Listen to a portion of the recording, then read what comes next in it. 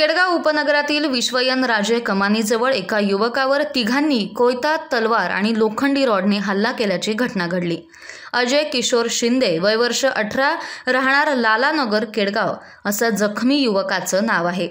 त्याच्यावर रुग्णालयात उपचार सुरू असून उपचारादरम्यान दिलेल्या जबाबावरून कोतवाली पोलीस ठाण्यात तिघांविरुद्ध गुन्हा दाखल करण्यात आला।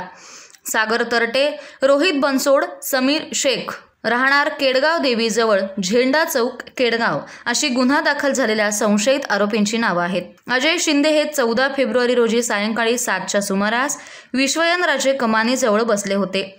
त्याचवेळी संशयित आरोपी सागर तरटे, रोहित बनसोड आणि समीर शेख हे तिथे आले।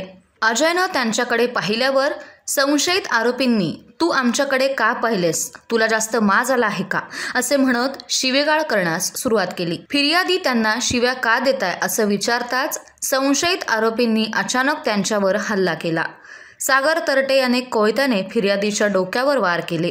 रोहित बनसोड याने तलवारीनं उजव्या हाताच्या बोटावर व डाव्या हाताच्या मनगटावर वार केले, तर समीर शेख याने लोखंडी रॉडने फिर्यादीच्या डाव्या पायावर मारहाण केली असल्याचं फिर्यादीत म्हटलं आहे। जखमी अजय यांचे खासगी रुग्णालयात उपचार सुरू आहेत। त्यांनी बुधवारी 19 फेब्रुवारी रोजी पोलिसांना दिलेल्या जबाबानुसार गुन्हा दाखल करण्यात आला असून महिला अंमलदार अधिक तपास करत आहेत।